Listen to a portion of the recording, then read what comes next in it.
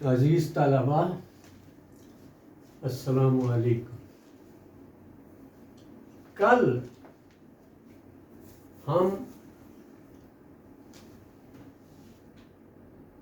Correction का पहला test जो है वो देख रहे थे और उम्मीद है कि आप लोगों ने उसको मेरी हिदायत के मुताबिक अपनी एक्सरसाइज बुक में लिखा होगा। मैं फिर याद दिला दूं, क्योंकि आज भी हम वो काम जारी रखने वाले हैं कि जब मैं एक फिक्रा बोल रहा हूं तो इसको अपने हाथ से इधर लिख लीजिए। 1 2 3 4 ये फिक्रे लिखते जाइए। इनके दरमियान में थोड़ा ज्यादा फासला रखें। एक लाइन जो है एक छोड़ दे, ये 2, ये 3, ये 4, ये 5, ताकि इस जगह आप कुछ लिख सकें जो मैं बोलूंगा। ओके? और चले हम शुरू करते हैं। इस वाले टेस्ट में, ये टेस्ट 2,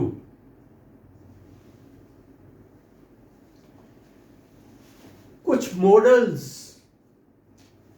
को देख रहे हैं हम। पहला मे है। May not you reach in time.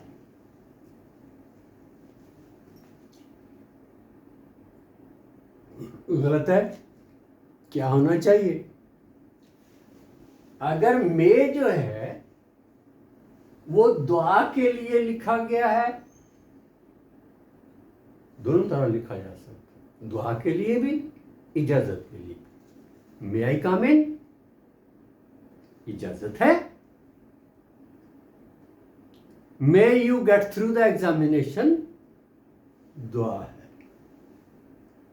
अल्लाह करे आप इम्तिहान में कामयाब हो जाए। ये हम इसको दोनों में से किसी तरह सही कर सकते हैं।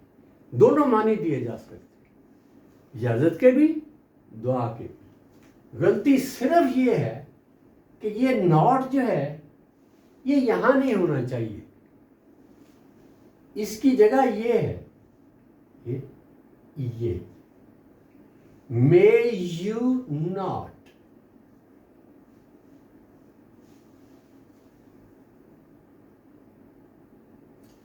अगर ये सवाल है तो सिर्फ मे बार होना चाहिए। मे अकेला बतौर हेल्पिंग वर्ब, मॉडल और सवाल वर्ब। ये नॉट जो है इसको बाहर निकाला गया है मे के साथ, जिसको मैं कल भी बार बार याद दिला रहा था कि ये नॉट जो है ना ये बड़ा नाटी है। इसको इधर उधर ना होने दें, जहां इसकी जगह है वहां पड़ा रहे। कहां होता है ये? पहले हेल्पिंग वर्ब के बाद। और अगर आप सवाल बना रहे हैं जो नेगेटिव भी है तो सिर्फ पहले हेल्पिंग वर्ब को उठाइए और फिक्रे के शुरू में ले आइए। इसको ना छेड़े, ये अपनी जगह रहेगा, ये इधर उधर जंप नहीं करेगा। ये गलती बड़ी आम है। तो लिख लिया आपने ये, may not you reach in time. नीचे जो सही में बोला है वो लिख ले। Could you not come today?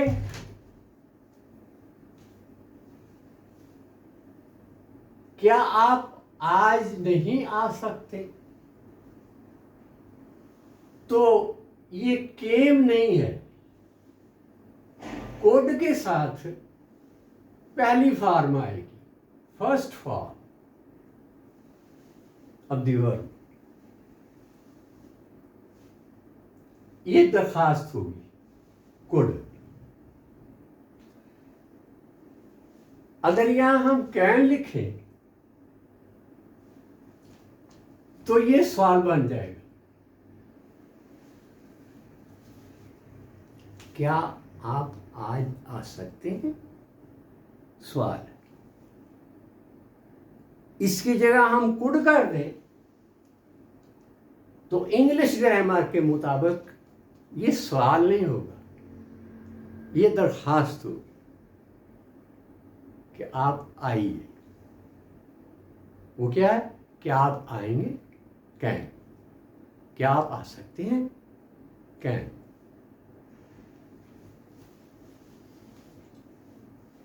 Would that you can help me. Would that का इस्तेमाल होता है काश।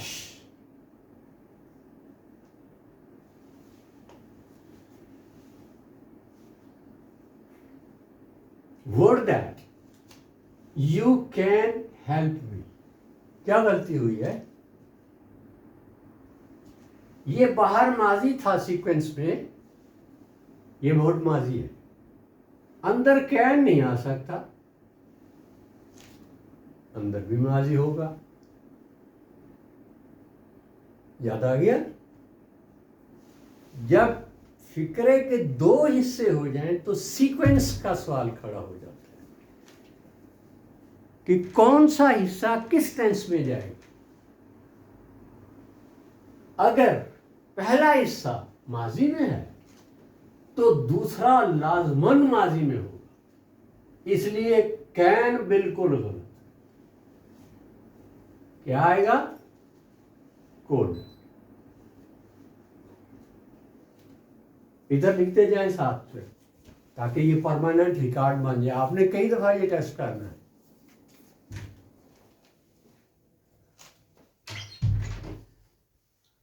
He is not believe you. वो तुम्हारा एतबार नहीं करता। He is not believe you. क्या गलती हुई है?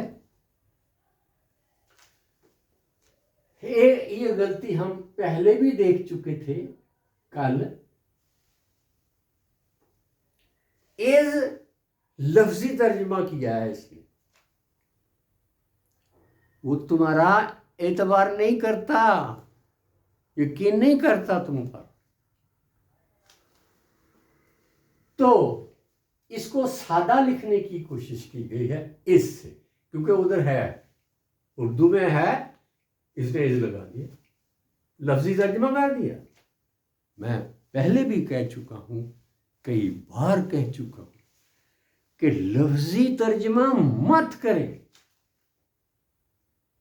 आप उर्दू का फिक्रा अच्छी तरह समझ लें और फिर ये देखें कि इंग्लिश ग्रामर के मुताबिक इसका क्या तर्जुमा होगा, ये किस टेंस में जाएगा और अल्फाज की तरतीब क्या होगी।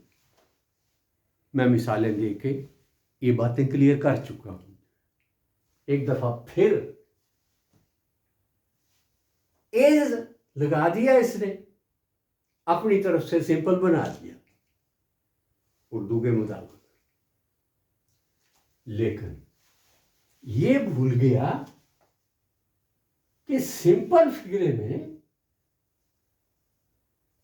No principal verb, no principal verb, ये बुनियादी शर्त है। अगर आपने सिंपल रखना है फिक्रे को तो फिर प्रिंसिपल वर्ब ना आने दीजिए। फिर आपके पास एक्टिव है, पैसिव है, जिधर वो जाता है जाने दें, सिंपल ना बनाए। सिंपल के लिए लाजम है कि उसमें प्रिंसिपल वर्ब ना। अच्छा, अब चूंकि प्रिंसिपल वर्ब आ गया है तो फिर यहां क्या लिखें ये मानी देने के लिए? He does not believe you. Present indefinite का फिक्र है और हेल्पिंग वर्ब हम अपनी तरफ से लगा रहे हैं जो चाहिए, इज नहीं, डज। इज तब होता अगर ये ना होता तो principal verb. Okay, simple tense has no principal verb. This is the condition for a simple tense. There should be no principal verb. The principal verb, that is action verb, which has three forms: go, went, gone. Believe, believed, believed. इसका कोई काम नहीं है simple. आपने is लगा के start ही गलत लिया है। आप देखें कि अंग्रेजी कायदे के हिसाब में ये कहाँ रखा जाता है। मैं कहा है आपने फैसला किया है कि ए फिक्रा जो है वो प्रेजेंट इंडेफिनिट का है, बिलीव आ गया है, और अब हमने नॉट लगाना है, उसके लिए हेल्पिंग वर्ब चाहिए। अगर एज गलत है तो फिर सही क्या है? डज। अगर आई होता तो हम डू लगाते। थर्ड पर्सन सिंगुलर के लिए डज, बाकी सब के लिए डू। छोटे छोटे नोट लेते जाया करें ताकि बाद में भी आपको कोई बात जो है वो भूल जाए तो उसको देखा जा सके।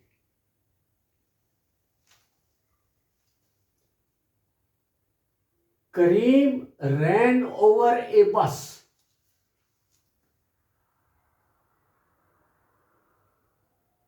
इस तरह का एक फिक्रा हमने कल भी किया था, मैं उसे रिपीट किया है जरा मुख्तलिफ जो है नाम रख के।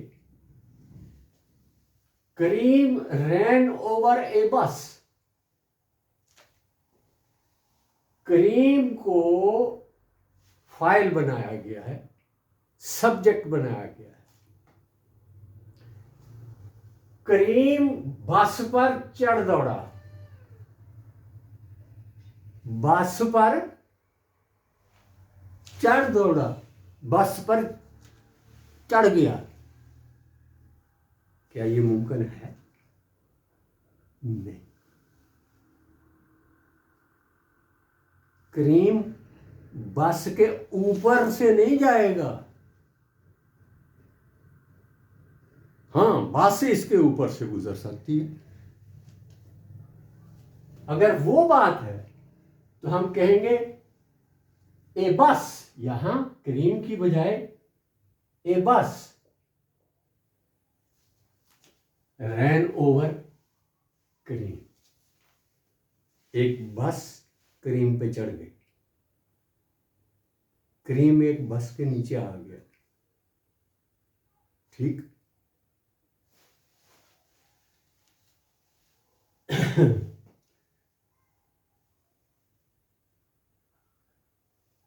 अगर इसे पैसिव लिखना है तो Karim was run over. Karim was run over by a bus. A बस ran over करीम। दोनों शक्लें हैं तुम्हारे पास। तुम एक्टिव बना के भी सही कर सकते हो, पैसे बना के भी कर सकते हो, शर्त पूरी कर दो। अगर एक्टिव लिखना है तो सब्जेक्ट पहले रखो, अगर पैसिव लिखना है तो ऑब्जेक्ट पहले लिखो और फिर उसके मुताबिक फिनिश करो। ए बस लिखने के साथ ही आपने ये तय कर दिया है कि फिक्रा एक्टिव है, ये सब्जेक्ट है बस जो है।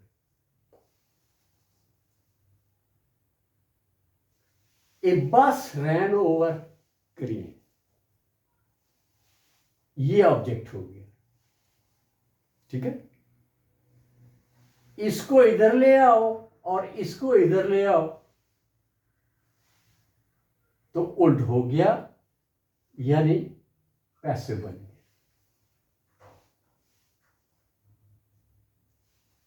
देखें, subject to object, object to subject. Do understand the difference between active and passive. Mind you, I have already told you that it is not that easy. You need practice. Exercise over exercise over exercise. And when you strengthen your grip, you can go at any speed, to any side.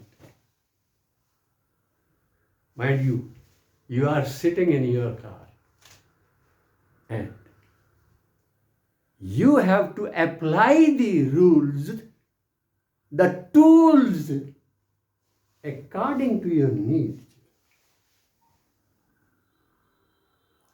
Speed बढ़ानी है तो accelerator पर पांव रखिए, उससे दबाइए।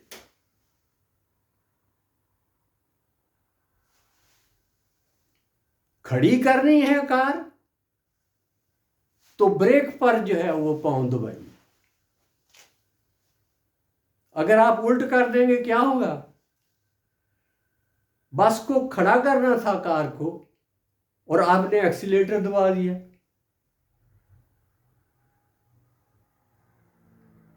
हादसे इसीलिए होते। ये जो माहिर ड्राइवर होते हैं ना, ये तो नशे में भी जा रहे हो ना तो सही चल रहे होते। आमतौर पर ये नशे में होते हैं। जो लंबी ड्राइव पे जाते हैं ना, पेशावर से लेके कराची तक,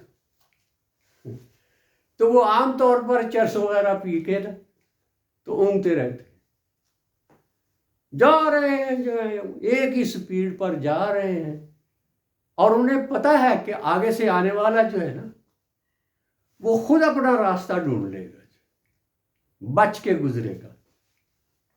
अगर वो भी इसी जैसा हुआ तो फिर वो होते हैं जो मोटरवे पर तुमने अक्सर सुना, बस और ट्रक आपस में टकरा गए and there was the accident and dozens of people died at the spot. This will be the horrible result. ये हौलनाक नतीजा निकलेगा, इसलिए कि दोनों ने पी रखी थी। एक होश में होता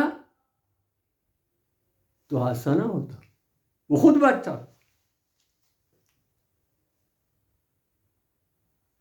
इस सूरत में आमतौर पर जो बड़ी गाड़ी है उसका नुकसान कम होता है, छोटी वाला बेचारा खुद भी गया और कार भी गई, मोटरसाइकिल भी गई।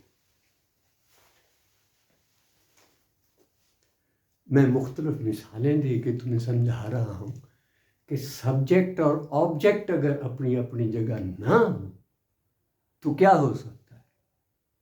इधर भी हादसा हो सकता है और जिस तरह वो मोटरवे वाला हादसा जो है वो नुकसानदेह है, इसी तरह ये हादसा भी नुकसानदेह होगा। ये ना हो कि आप बेखबर रह जाएं गलती करके। हाँ, ये बहुत ज़्यादा जो है नुकसानदेह चीज़ है कि आप गलती कर गए हैं और आपको पता ही नहीं चला। इसका मतलब ये है कि आप बहुत ही जो है वो मैं मासूम कहूं कि बेवकूफ़ कहूं, दोनों में से जो तुम्हें पसंद हो देख लो, मानी एक ही है यहाँ। Yes, Majid killed yesterday, verb एक ही है, किल के मानी है मारना, ठीक है। और ये मारना जो है किल,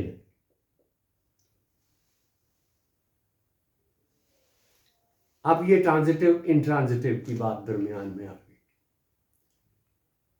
मैं कहा था ट्रांजिटिव क्या होता है?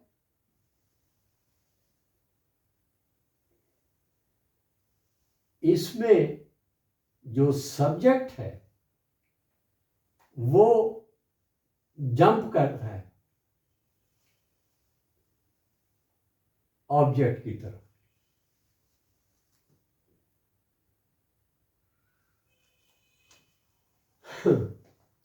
माजिद किल्ड यस्टरडे, किल के लिए मारना एक है, मरना दूसरा है। अच्छा, हम दूसरा नहीं लिखते, ऑब्जेक्ट नहीं लिखते, तो फिर क्या मानी बनेंगे? माजिद ने कल मार दिया, और किसको मार दिया?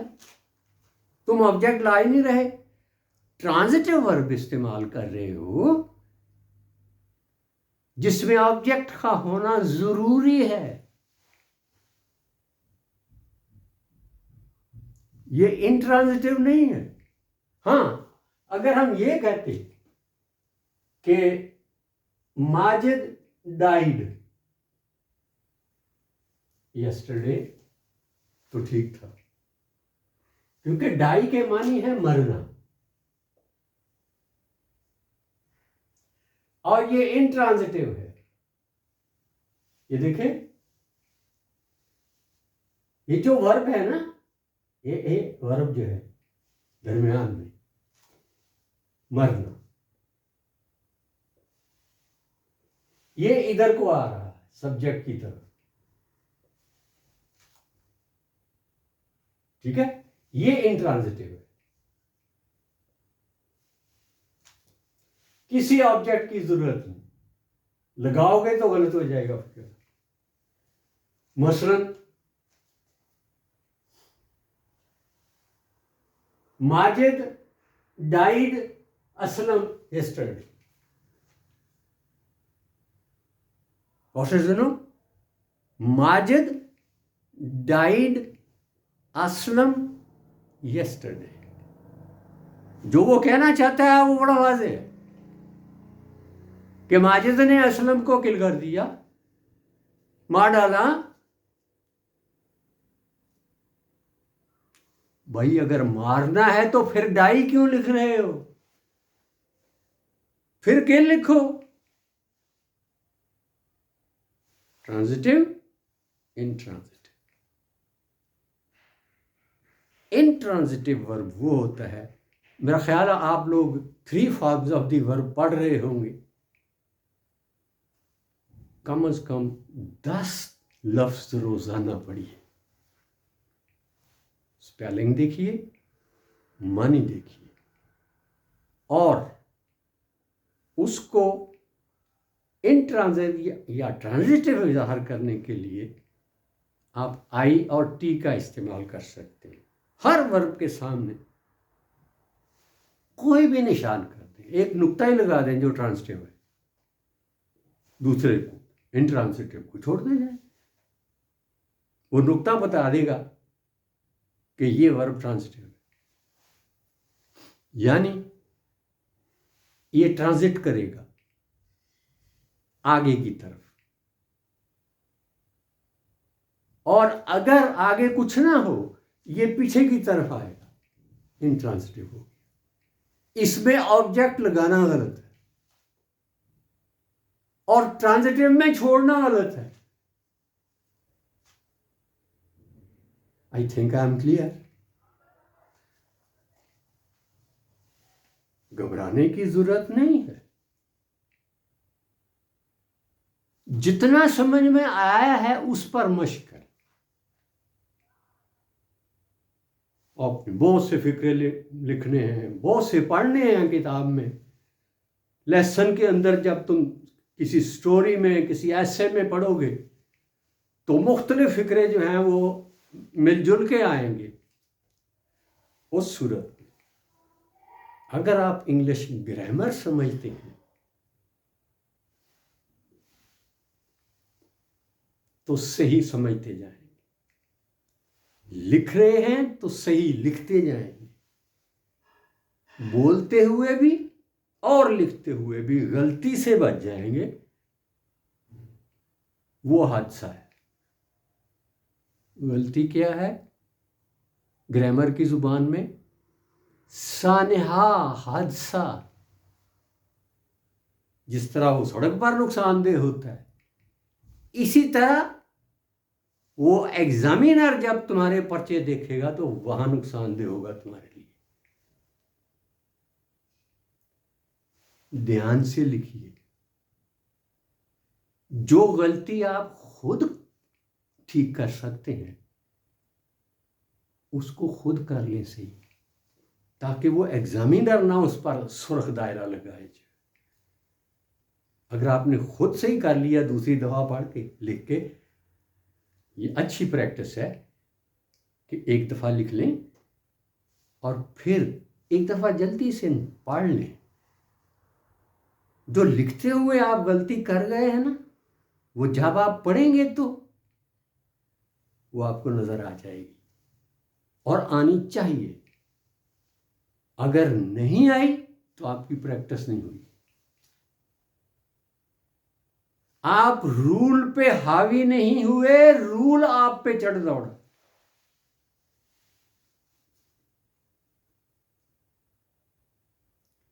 और ये तो खतरनाक बात होती।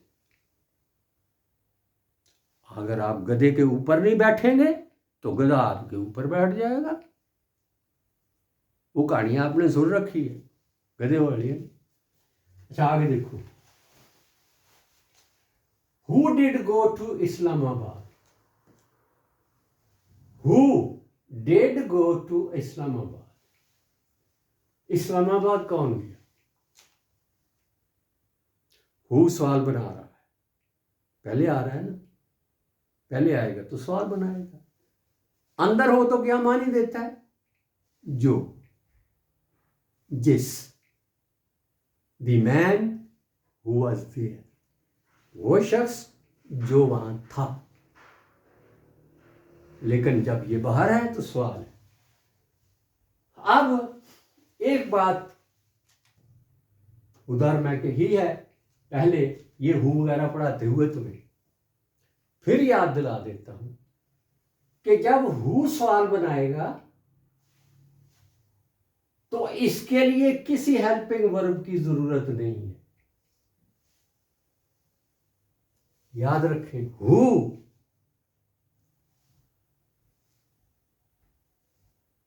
और व्हाट जब सवाल बनाते हैं तो इनको हेल्पिंग वर्ब की जरूरत नहीं होती। अगर हेल्पिंग वर्ब है तो ठीक है, उसे बाहर ले आओ, हु के बाद लिख दो। अगर नहीं है उस टेंस में तो फिर आप उसको खुद फराहम नहीं करें, जैसे हम और जगह जो है वो करते हैं। ये हु को एक खासियत हासिल है जो बाकी सवालिया लफ्जों में कम है ही नहीं।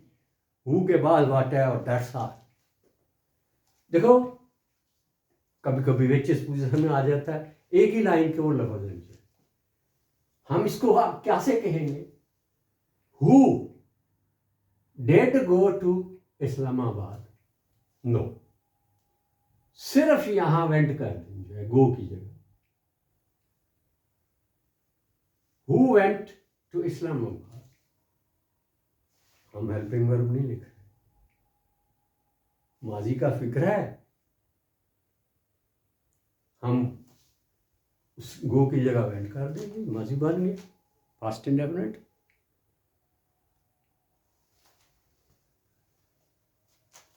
इसको खास तौर पर याद रखें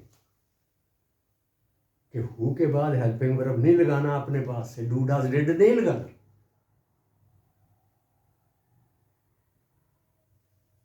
सवाल या मनफी बनाने के लिए ये सलूक नहीं करना इसके साथ जो बाकी जगह हम करते हैं। When you bought that cap, तुमने ये टोपी कब खरीदी? When,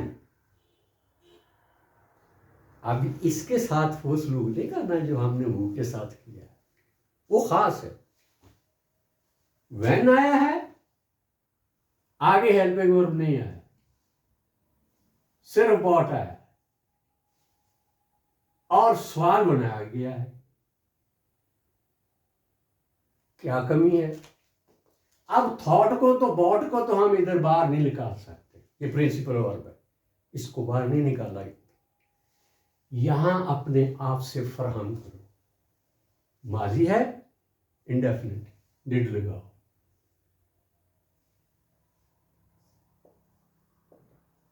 When did you buy? Bought नहीं, buy, पहली फार। Okay, when did you buy that cap? Did के साथ पहली फॉर्म आती,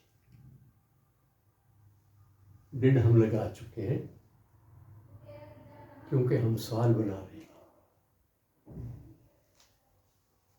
अगर सवाल ना होता ये तो जैसे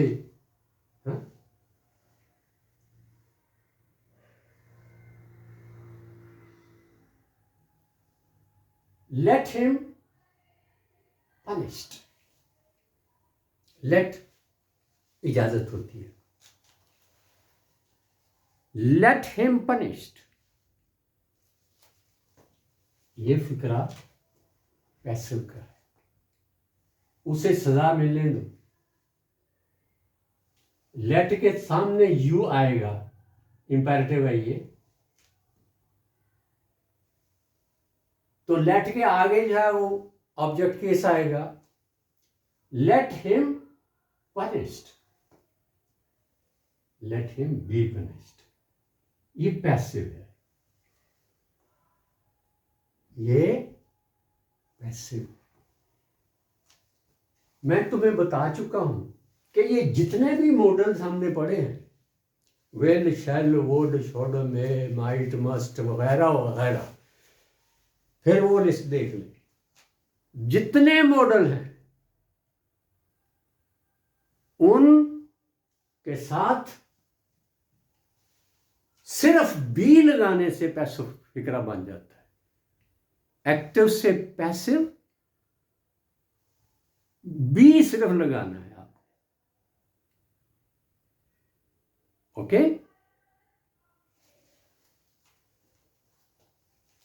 वर्ड,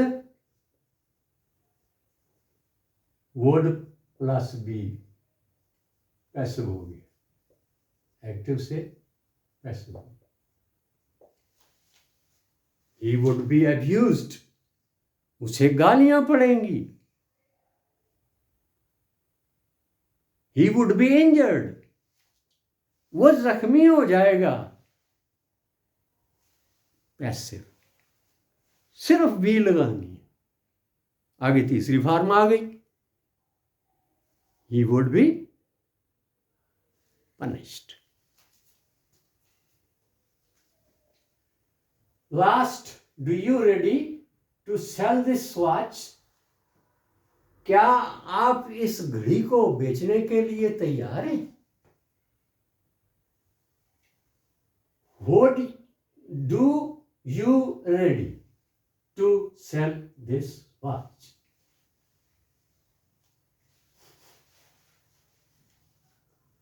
देखें, ये यहां तक है, यहां तक पढ़ लेंगे। Do you ready? क्या तुम तैयार हो? नहीं। Are you ready? ये सादा है, इसमें प्रिंसिपल वर्ब नहीं है। Are you ready? Are you ready? आगे कोई प्रिंसिपल वर्ब नहीं, ये सिंपल है। प्रेजेंट का सिंपल, आर यू रेडी? ये आगे मस्दर है, ये अभी हमने नहीं पढ़ा, इन्फिनिटिव है ये, इसको तुम छोड़े, तुम समझो इतना ही फिक्र है। Do you ready? गलत है। Do you ready? गलत है। Are you ready? Simple, present simple. Okay, that's all for today.